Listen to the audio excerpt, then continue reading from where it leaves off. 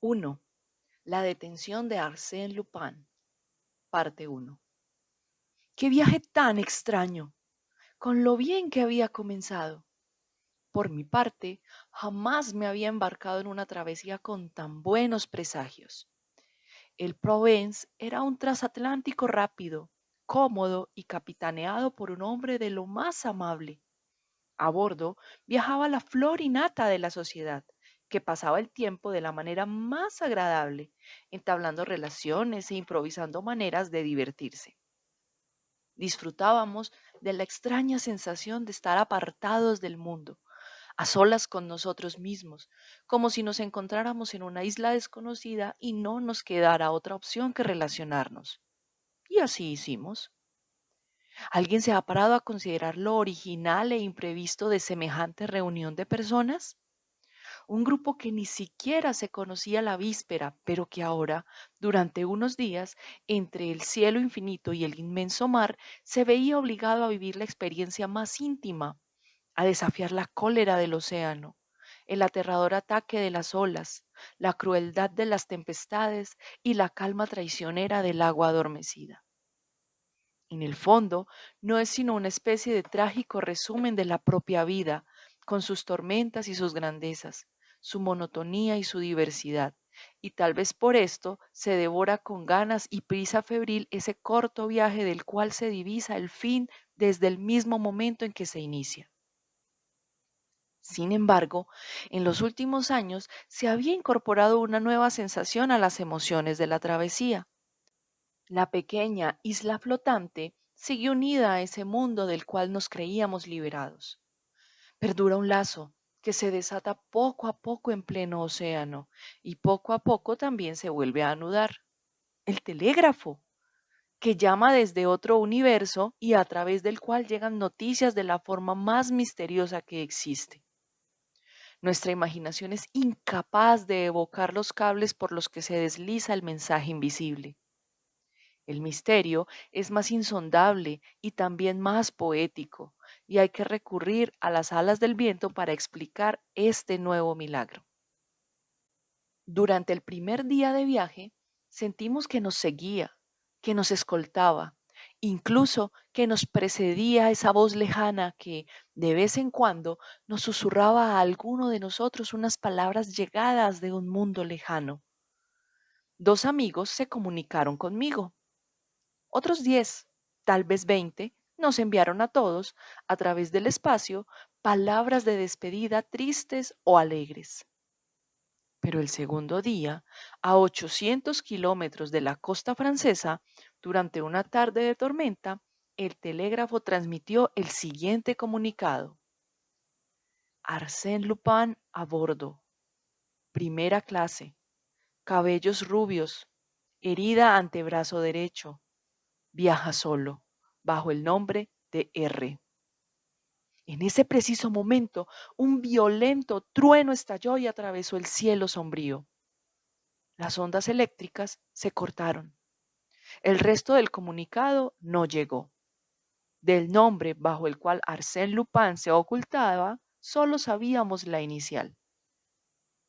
De haberse tratado de otra noticia, no dudo en absoluto que el operador telegráfico y los oficiales de la embarcación habrían guardado escrupulosamente el secreto. Pero hay acontecimientos que escapan de la discreción más rigurosa.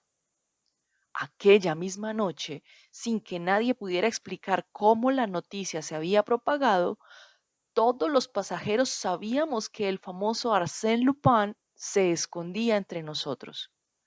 Arsène Lupin entre nosotros, el ladrón invisible cuyas proezas ocultaban las páginas de los periódicos desde hacía meses.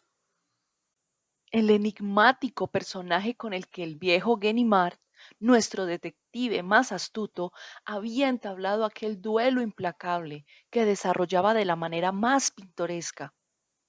Arsène Lupin, el elegante caballero que operaba solo en castillos y salones, y que una noche había entrado en la residencia del barón Scorman para salir con las manos vacías después de haber dejado su tarjeta en la que había garabateado las siguientes palabras. Arsène Lupin, caballero ladrón, volverá cuando los muebles sean auténticos. Arsène Lupin, el hombre de los mil disfraces, que tan pronto aparecía como chofer, tenor, corredor de apuestas, hijo de familia, adolescente, anciano, comerciante marsellés, médico ruso o incluso torero español. Hay que entenderlo bien. Arsène Lupin, campando a sus anchas por el espacio limitado de un transatlántico. ¿Qué digo? Por el pequeño rincón que constituye la primera clase de un barco, donde todos nos encontramos a cada momento, en este comedor, en este salón, en esta sala de fumadores. Quizá Arsène Lupin era aquel señor, o aquel otro, o mi vecino de mesa, o mi compañero de camarote.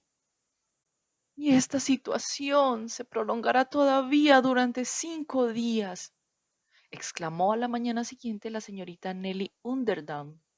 Es intolerable. Confío en que lo detendrán. Y entonces, dirigiéndose a mí, añadió, Monsieur Andressy, usted tiene muy buena relación con el capitán. ¿Seguro que no sabe nada? Hubiera deseado tanto saber algo, aunque solo fuera por agradar a la señorita Nelly. Era una de esas criaturas magníficas que, estén donde estén, llaman inevitablemente la atención. Deslumbran tanto por su belleza como por su fortuna y tienen una corte de fervientes y entusiastas admiradores. Educada en París bajo el cuidado de una madre francesa, iba a reunirse con su padre, el millonario Underdown de Chicago. La acompañaba una de sus amigas, Lady Jerland. Desde el primer momento en que la vi, había decidido iniciar un coqueteo con ella. Pero en la rápida intimidad del viaje, sus encantos causaron tal impresión en mí que, turbado, me sentí incapaz de seducirla cuando sus grandes ojos negros se encontraban con los míos. Sin embargo, mis halagos gozaban de su favor. Se dignaba reírse con mis frases ingeniosas y mostraba interés en mis anécdotas. Al parecer, respondía con cierta simpatía a la buena disposición que le demostraba. Sin embargo, un rival me inquietaba, un joven guapo, elegante, reservado, cuyo carácter taciturno ella parecía preferir a mi frivolidad parisina. Precisamente, dicho joven se encontraba entre el grupo de admiradores que rodeaban a la señorita Nelly en el momento de dirigirme la pregunta anterior. Estábamos en el puente, cómodamente instalados en mecedoras. La tormenta de la noche anterior había despejado el cielo y ahora hacía un tiempo delicioso. No sé nada con exactitud, mademoiselle, le respondí. Pero, ¿acaso no podemos investigar nosotros mismos al igual de bien que lo haría el viejo Ganimard, enemigo personal de Arsène Lupin? Oh, esos son palabras mayores. En absoluto. ¿Cree que es un asunto complicado? Muy complicado. Eso es porque olvida que contamos con varias pistas para resolverlo. ¿Qué pistas? Primero, Lupin se hace llamar señor R. No es un dato demasiado preciso que digamos. Segundo, viaja solo. Si eso bastara. Tercero, es rubio. ¿Y bien? Pues que lo único que tenemos que hacer es consultar la lista de pasajeros y proceder por descarte. Llevaba dicha lista en el bolsillo, así que la saqué y me puse a examinarla. En primer lugar, solo hay 13 personas cuyos nombres comienzan con la letra R. ¿Solo 13? Sí. En primera clase, sí. Y de esos 13 señores R, como podéis comprobar, a 9 de ellos los acompañan esposas, niños o sirvientes, lo que nos deja con 4 personas que viajan solas. El marqués de Ravedán, lo conozco, es el secretario de la embajada, interrumpió la señorita Nelly. El comandante Rawson, es mi tío, contestó alguien. El señor Rivolta, presente, exclamó alguien entre nosotros, un italiano cuyo rostro estaba oculto bajo una barba de un hermoso color negro. La señorita Nelly se echó a reír. el señor no es precisamente rubio. Entonces, continué, nos vemos obligados a llegar a la conclusión de que el culpable es el último de la lista, es decir, el señor Rosein. ¿Alguien de ustedes conoce al señor Rosein? Nadie contestó. Pero la señorita Nelly se volvió hacia el joven taciturno cuyas atenciones hacia ella me atormentaban y le dijo, y bien, Monsieur Rosein, ¿por qué no responde? Todos nos volvimos hacia él. Era rubio. Debo confesar que sentí un pequeño sobresalto, y el molesto silencio que cayó sobre nosotros indicaba que los otros asistentes a aquella escena también sintieron esa misma angustia. Sin embargo, la idea era absurda, porque no había nada que levantara ninguna sospecha en el porte de aquel caballero. ¿Y por qué no respondo? Dijo. Pues porque, teniendo en cuenta cómo me llamo, que viajo solo y el color de mi pelo, he llegado a la misma conclusión que ustedes. Opino que deberían arrestarme. Tenía un aspecto extraño al pronunciar esas palabras.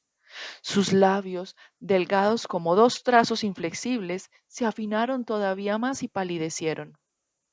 Sus ojos estaban veteados por unos hilillos de sangre. Por supuesto, estaba bromeando, pero su apariencia y actitud nos impresionaron. Le falta la herida del brazo, comentó la señorita Nelly, ingenuamente. Es cierto, me falta la herida, contestó él. Con un gesto nervioso, se subió la manga y nos mostró el brazo. Sin embargo, enseguida me di cuenta de algo. La señorita Nelly y yo intercambiamos una mirada. El hombre había enseñado el brazo izquierdo. Estaba a punto de comentarlo cuando otro incidente desvió nuestra atención. Lady Gerland, la amiga de la señorita Nelly, llegó corriendo en ese preciso instante. Estaba visiblemente alterada. Nos apiñamos a su alrededor y, con gran esfuerzo, logró balbucear. Mis, mis joyas, mis perlas, se lo han llevado todo. Pero no se lo habían llevado todo, como pronto descubrimos. El ladrón había actuado de manera muy curiosa. Se había llevado solo una selección. La estrella de diamantes, el colgante con incrustaciones de rubí, las pulseras y los collares rotos conservaban las piedras más grandes, pero les habían quitado las más finas y preciosas, aquellas de mayor valor y que ocupaban menor espacio. Las monturas seguían sobre la mesa. Allí las vi, como todos, despojadas de sus joyas como si fueran flores con los hermosos pétalos de colores arrancados. Y para cometer semejante robo durante la hora en que Lady Girland tomaba el té, en pleno día y en un pasillo muy concurrido, había sido preciso forzar la puerta del camarote, buscar una pequeña bolsa escondida en el fondo de una sombrerera, abrirla y hacer la selección. El grito fue unánime entre nosotros. Todos los pasajeros llegaron inmediatamente a la misma conclusión en cuanto al robo. Era obra de Arsène Lupin. Y con razón, pues ese era su modus operandi, complicado, misterioso, inconcebible, pero lógico, al fin y al cabo, puesto que de haberse llevado todas las joyas, le habría resultado difícil ocultar el gran volumen del botín. Pero si se llevaba solo las piedras pequeñas por separado, perlas, esmeraldas, zafiros, el problema disminuía considerablemente. A la hora de la cena, los asientos a la derecha y a la izquierda de Rosein permanecieron vacíos. Durante la noche nos enteramos de que el capitán había requerido su presencia. Su detención, algo que nadie ponía en duda, produjo un verdadero alivio. Por fin respirábamos tranquilos. Aquella noche retomamos los juegos. Bailamos. La señorita Nelly especialmente dio muestras de una alegría arrolladora que me convenció de que si en un principio las atenciones de Hossein le habían resultado gratas, ya estaban olvidadas. Su gracia acabó de conquistarme. Hacia la medianoche, bajo la serena claridad de la luna, le declaré mi devoción con un ardor que no pareció desagradarle. Pero al día siguiente, ante la estupefacción general, nos enteramos de que los indicios contra Hossein no eran suficientes y de que había quedado en libertad. Había presentado documentos completamente en regla que demostraban que era hijo de un importante comerciante de Burdeos. Además, en sus brazos no había ni rastro de ninguna herida. Papeles, partidas de nacimiento. Arsène Lupin puede presentar todas las que quieran, clamaban los enemigos de Hossein. Y en cuanto a la herida, lo que ocurre es que en realidad no sufrió ninguna, o bien la marca ha desaparecido. Se les señaló que tal como se llegó a demostrar, a la hora del robo, Hossein paseaba por la cubierta, a lo que respondieron: ¿de verdad creen que un hombre como Arsène Lupin no es capaz de cometer un crimen sin estar presente? Además, aparte de todas las extrañas circunstancias, quedaba un asunto al que ni siquiera los más escépticos podían responder. ¿Qué otra persona, aparte de Hossein, viajaba sola, tenía el cabello rubio y su nombre comenzaba por R? ¿De quién hablaba el telegrama si no era de él? Así que cuando Hossein se dirigió audazmente hacia nuestro grupo poco antes del almuerzo, la señorita Nelly y Lady Jerland se levantaron de sus asientos y se marcharon, sin duda, presas del miedo. Una hora más tarde, una circular escrita a mano iba pasando entre la tripulación, los marineros y los viajeros de todas las clases. El señor Louis Rozaine prometía una suma de 10.000 francos a quien desenmascarase a Arsène Lupin o descubriera a la persona en posesión de las joyas robadas. Y si nadie me ayuda a enfrentarme a ese bandido, me las veré con él por mi cuenta, declaró Rozaine al capitán. Hossein contra Arsène Lupin, o más bien, según la opinión popular, Arsène Lupin contra Arsène Lupin. El enfrentamiento no carecía de interés. La situación se prolongó durante 2 días. Se vio a Hossein deambulando día y noche, mezclándose entre el personal, interrogando, investigando. Por las noches veíamos su sombra rondando. Por su parte, el capitán desplegó también una actividad encomiable. Recorrió el Provence de arriba a abajo, examinando todos los rincones. Se registraron todos los camarotes, sin excepción, con el pretexto de que las joyas podrían estar ocultas en cualquier lugar, excepto en la cabina del ladrón. Imagino que al final acabarán por descubrir algo, ¿verdad? Me preguntó la señorita Nelly. Por muy brujo que sea, no puede hacer que los diamantes y las perlas desaparezcan. Exacto, le respondí. De lo contrario, habrá que registrar las copas de cada sombrero, el forro de las americanas y todo cuanto llevamos puesto. Después, al mostrarle mi cámara Kodak, una 9x12 con la que no dejaba de fotografiarla en las poses más variadas, añadí: en un aparato no mayor que este se podrían esconder todas las joyas de Lady Jerland. Bastaría con fingir que se hacen fotos y nadie sospecharía. Pero se dice que no existe un ladrón que no deje pista alguna. Sí, hay uno, Arsène Lupin. ¿Por qué? ¿Por qué? Porque piensa no solo en el robo, sino también en cualquier circunstancia relacionada que pueda apuntar hacia él. Antes se mostraba usted más confiado. Sí, pero después lo he visto en acción. Entonces, ¿qué piensa? Bueno, en mi opinión, creo que estamos perdiendo el tiempo.